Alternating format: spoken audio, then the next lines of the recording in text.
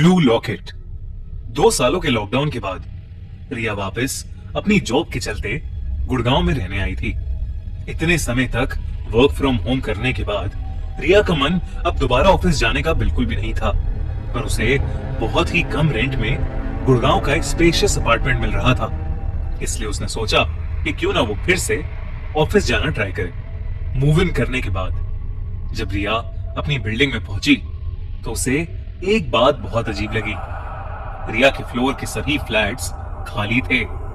रिया ने जब लैंडलॉर्ड से इसका कारण पूछा तो लैंडलॉर्ड ने उसे बताया कि क्योंकि लॉकडाउन खुले हुए थोड़ा ही टाइम हुआ है, इसलिए अभी भी ज्यादातर लोग अपने घरों में ही हैं। लैंडलॉर्ड ने कहा कि कुछ दिनों में ये सब फ्लैट भर जाएंगे। लैंडलॉर्ड के कहने के बावजूद बिल्डिंग के पूरे फ्लोर पर अकेले रहने से रिया थोड़ा घबरा रही थी, पर वो एडवांस रेंट भी पे कर चुकी थी। इसलिए उसने इस बात को इग्नोर करते हुए अपना सामान अनपैक करना शुरू कर दिया। रिया का घर ऑलरेडी फर्निश्ड था और ऑफिस खुलने में अभी 2 दिन और थे, इसलिए रिया ने घर को थोड़ा रीडेकोरेट करने का सोचा। रीडेकोरेशन करते हुए रिया ने पहले से रखी एक अलमीरा को खिसकाया तो उसे वहां एक नीले रंग का लॉकेट पड़ा मिला। रिया को वो लॉकेट काफी पसंद आया और उसने तुरंत ही वो लॉकेट पहन लिया और अपने काम पर लग गई।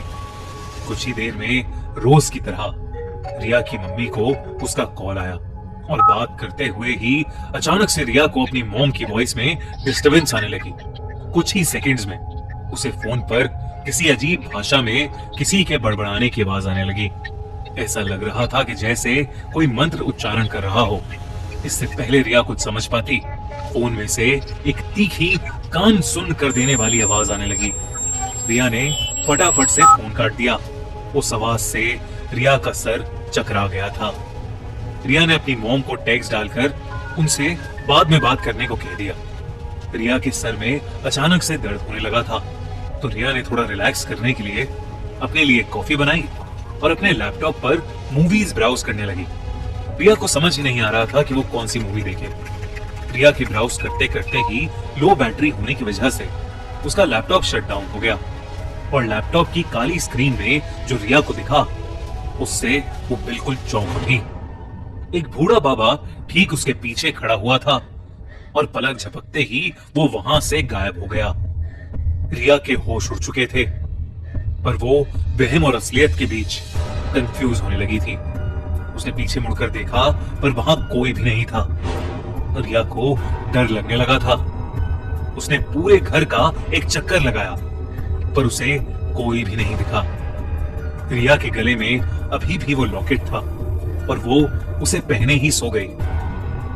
देर रात रिया को अपनी गर्दन पर एक खिंचाव महसूस हुआ, जिससे उसकी नींद खुल गई। आंखें खुलते ही उसने देखा कि उसकी गर्दन का वो ब्लू लॉकेट हवा में था, मानो उस लॉकेट को कोई खींच रहा हो। रिया बुरी तरह घबराने लगी। उसने हिम्मत करके जैसे ही उस लॉकेट को हाथ लगाया, लॉकेट वापस नीचे हो गया। अब रिया बिस्तर पर उठकर बैठ गई थी। उसने बेड के पास रखे जग से एक पानी का गिलास भरा और पानी पीने लगी, लेकिन तभी उसकी नजर ग्लास में पड़े पानी में तैरते हुए एक मांस के टुकड़े पर गई। ये देखते ही रिया के हाथ से वो ग्लास जमीन पर छूट गया। रिया को लगा कि ये सब उस लॉकेट की वजह से हो रहा है, तो उसने अपने गले से उस लॉकेट को उतारकर जोर से जमीन पर फेंक दिया और वो चूर चूर हो गया। उस लॉकेट के टूटते ही रिया के कमरे की लाइट्स अचानक से फ्लिकर करने लगी। उसके कमरे की खिड़कियां और दरवाजे जोर जोर से बजने लगे। रिया का दिल अब बहुत जोरों से धड़कने लगा था। तभी रिया की नजर कमरे के एक अंधेरे कोने में गई, जहां पर वही बाबा मुंह पर सफेद भभूत लगाए बैठा था। उसकी आंखें बिल्कुल सफेद पड़ी थीं और वो जोर जोर से कोई मंत्र जप रहा था। ये सब देखकर रिया के पैरों तले जमीन खिसक गई। वो चीखने लगी और उसके चीखने पर उस बाबा ने और जोरों से मंत्र जपना शुरू कर दिया। रिया के हाथ पैर मानो जम से गए थे। वो चीखने लगी और डर के मारे उसने अपनी आंखें बंद कर ली। उसकी आंखें बंद करते ही सब कुछ अचानक शांत हो गया। उसके बाद रिया ने जब अपनी आंखें खोली तो उसने देखा कि वो बाबा उसके मुंह के ठीक सामने खड़ा है और मुस्कुराकर अपने हाथ में रखी भभूत उसे दे रहा है।